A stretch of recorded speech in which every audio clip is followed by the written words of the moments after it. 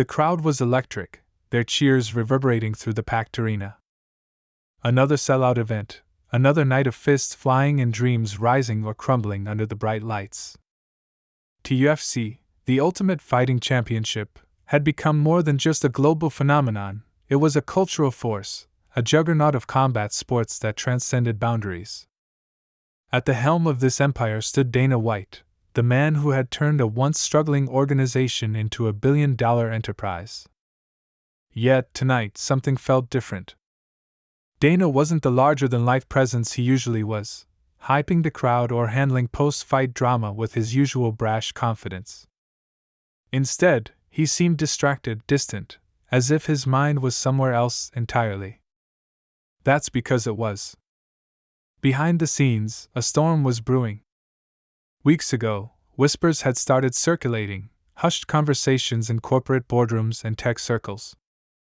Dana White, the face of the most brutal and visceral sport on the planet, was aligning himself with Meta, the tech giant that had once been Facebook. It sounded absurd at first, a bizarre pairing that didn't make sense. What did a fight promoter have in common with one of the world's most powerful technology companies? But as the days went by, the whispers grew louder, and the impossible became reality. Meta announced, in a move that shocked both Silicon Valley and the sports world, that Dana White would be joining their board of directors. The timing couldn't have been more curious or more controversial. Just weeks before Donald Trump was set to return to the Oval Office, Dana had stepped into the tech arena. The implications were staggering, and people everywhere began to wonder, was this a random coincidence, or was something much bigger unfolding behind closed doors? For Meta, the decision was strategic genius or pure madness, depending on who you asked. The company had spent years rebranding itself, pivoting from a social media platform to the architects of the metaverse, a digital frontier that promised to revolutionize how we lived, worked, and even fought. They needed someone who could sell a vision, someone with a proven track record of taking risks and emerging victorious. Dana White fit the bill perfectly. His entire career had been built on defying the odds, betting big when no one else would, and turning chaos into triumph. But Meta wasn't just betting on Dana's business acumen. They were betting on his ability to bridge two worlds, the raw, unfiltered world of combat sports and the sleek, high-tech utopia Meta was trying to create. The announcement hit like a thunderclap. Fans, fighters, analysts, everyone had questions. Would TUFC become a digital sport? Would Meta use its technology to integrate fighting into the metaverse? And most importantly, why now? Why, of all times, had Dana chosen to take this leap just as America stood on the brink of a political shift unlike anything seen in decades? Donald Trump's imminent return to power only added fuel to the fire. Love him or hate him, Trump was a polarizing figure who knew how to dominate headlines. His first presidency had been marked by unprecedented decisions, including his close relationship with Dana White. They had shared stages, exchanged endorsements, and publicly championed each other's causes. Now, with Trump poised to take office again, the timing of Dana's move to Meta seemed too perfect to ignore. Was this a power play? A strategy to consolidate influence across politics, technology, and sports? Or was it something else entirely, something more personal, more calculated? Speculation ran wild. Some believed Dana's move was a way to future-proof TUFC, ensuring the company stayed relevant in a rapidly digitizing world. Others suggested it was part of a larger deal between Trump and Meta, with Dana acting as the key to unite these seemingly disparate forces. But behind all the public theories, there was an undercurrent of unease. Fighters whispered about changes they could feel coming but didn't fully understand. Tech insiders debated whether Meta was prepared for the fallout of bringing in someone as unpredictable and outspoken as Dana White. And political analysts wondered how Trump's administration would interact with a company as controversial and powerful as Meta, now with Dana in its ranks. Dana, for his part, remained tight-lipped. When pressed about the decision, he offered his trademark swagger, dismissing concerns and promising that big things were on the horizon. "You think I'm done? I'm just getting started," he said in an interview, flashing that signature grin that had charmed fans and infuriated critics for years. But even as he spoke, there was a glint in his eye, something sharper, colder, something he wasn't saying. Dana, for his part, remained tight-lipped. When pressed about the decision, he offered his trademark swagger, dismissing concerns and promising that big things were on the horizon. "You think I'm done? I'm just getting started," he said in an interview, flashing that signature grin that had charmed fans and infuriated critics for years. But even as he spoke, there was a glint in his eye, something sharper, colder, something he wasn't saying. And then came the leaks. Anonymous sources, unverified reports, cryptic messages, all pointing to something much larger at play. One report claimed that Dana's appointment to Meta's board wasn't just about business but about control. Another suggested that TUFC and Meta were already working on a joint project, one that could redefine not just the world of sports but the very fabric of entertainment itself. The most chilling rumor of all? That this wasn't Dana's plan, it was Trump's. And that whatever they were working on, it had the potential to reshape America in ways no one was prepared for. The world watched, waiting for the next move. Social media exploded with theories, some outlandish, others unsettlingly plausible. In Washington, journalists began digging for connections between Trump's incoming administration, Dana's new role, and Meta's ambitions. Fighters, once vocal on social media, fell eerily silent, as if they knew something but couldn't say it. And through it all, Dana White remained as he had always been, unapologetic, enigmatic, and undeniably in control. But control has its limits. Late one night, just days before Trump's inauguration, an encrypted message was sent to several high-ranking members of Meta's board. Its contents were never revealed, but whatever it said sent shockwaves through the company. Meetings were canceled, decisions were delayed, and Dana disappeared. For 3 days, Dana White's absence went unanswered. The media speculated wildly, some claiming he'd gone into hiding, others suggesting a last-minute fallout with Meta. The fighters whispered even more now, some growing uneasy, others clearly on edge. Behind closed doors, Meta's board of directors scrambled, trying to maintain control of a narrative that was slipping through their fingers. The encrypted message, now dubbed the Black Protocol by those in the know, was the subject of endless debate. What could have shaken the company's leadership to their core? What could have made Dana, someone who thrived in chaos, vanish without a trace? And then, on the 4th day, he resurfaced. But Dana wasn't at the Meta headquarters or a TUFC press conference. Instead, he appeared in Washington, standing outside the Capitol building with none other than Donald Trump himself. The scene was surreal. Trump, still days away from officially taking office, was flanked by Secret Service agents, his signature red tie bright against the cold gray backdrop. Dana stood beside him, arms crossed, his usual smirk replaced by something harder, more focused. Reporters clamored for answers, shouting questions over each other. What was he doing there? Was this related to Meta? To TUFC? To Trump's incoming administration? Dana didn't answer. He didn't have to. Trump stepped forward, grinning like a man who already knew he had the upper hand. Big things are coming, he said, his voice carrying the kind of confidence that only he could muster. You're not ready for it, but you'll thank us later. And with that, they walked away, leaving more questions than answers in their wake. The media frenzy reached a fever pitch. Within hours, leaked footage began circulating online. The grainy video appeared to show Dana and Trump meeting with Meta executives in a private hangar somewhere in California. The audio was distorted, but a single phrase was crystal clear: Project Dominion. The internet exploded.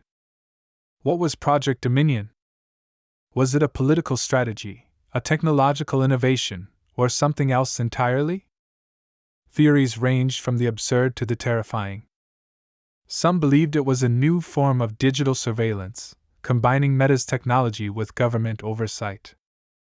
Others speculated it was a new kind of entertainment platform, one that would blur the lines between reality and the metaverse. On the eve of Trump's inauguration, Meta held a press event unlike any other. In a darkened auditorium filled with tech insiders, journalists, and a select group of TUFC fighters, the company unveiled their latest innovation.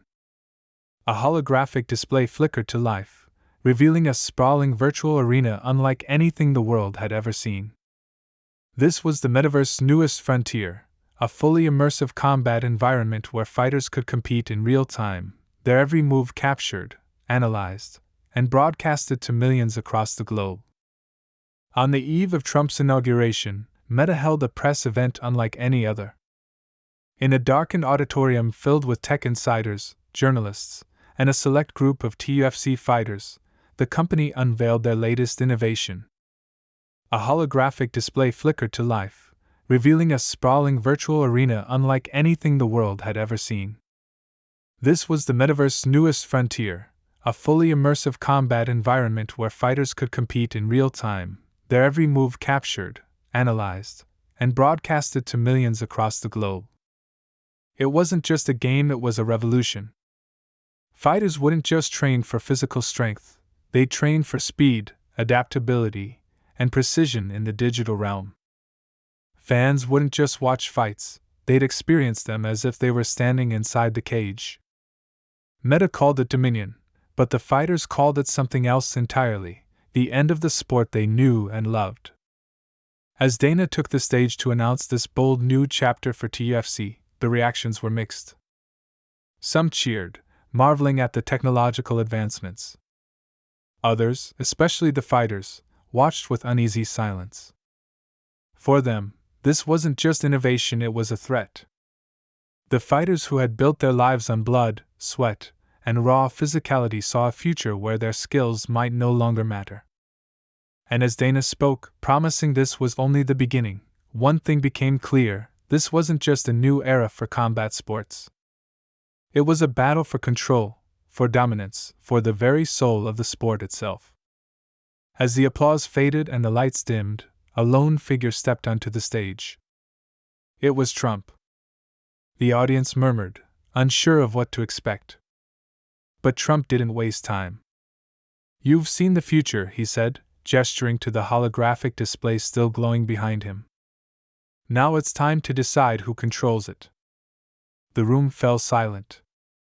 Then, without warning, the holographic arena flickered and changed.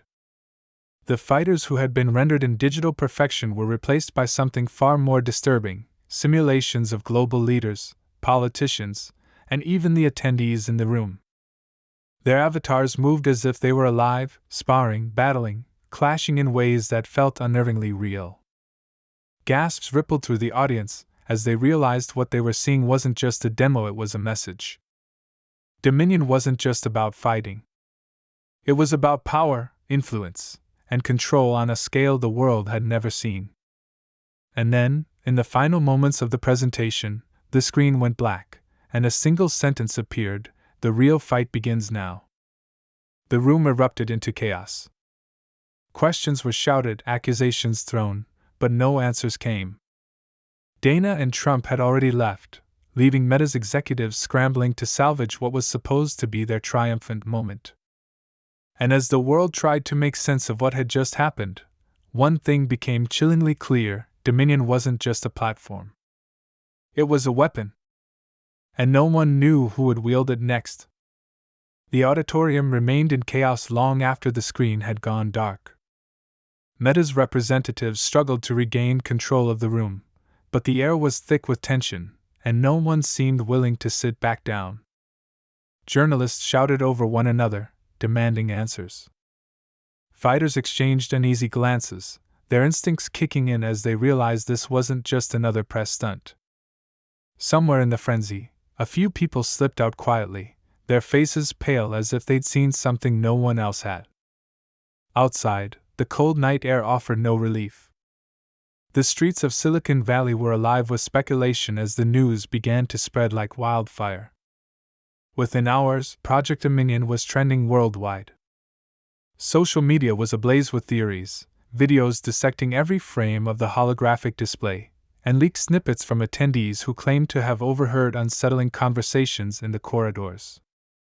Some called it a bold leap into the future of entertainment. Others warned it was a dark glimpse into a dystopian world where technology would control more than just the sport, it would control everything. But the biggest question lingered: what did Trump and Dana White really want with Dominion? The answer, as it turned out, was far more calculated than anyone could have imagined.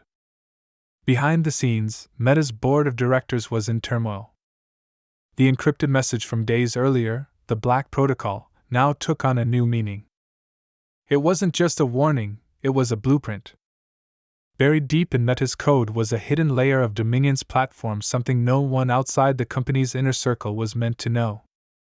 This layer wasn't designed for fighters or fans. It was built for influence. Through Dominion, Meta could create hyper-realistic simulations of anyone: politicians, celebrities, business leaders. The implications were staggering. Dominion wasn't just a fighting platform, it was a tool that could manipulate perception on a global scale. Elections could be influenced. Markets could be swayed. Public opinion could be shaped in ways that no one could resist. And with Dana White and Donald Trump now involved, it became clear that this technology wasn't just going to be used, it was going to be weaponized. For Dana, Dominion represented the ultimate evolution of TUFC. Fighters wouldn't just compete for titles, they'd become digital icons, immortalized in the metaverse where their matches could play out endlessly for fans around the world. But for Trump, the stakes were far higher. Dominion was more than entertainment, it was a means to secure his power, not just as president but as an untouchable figure in history.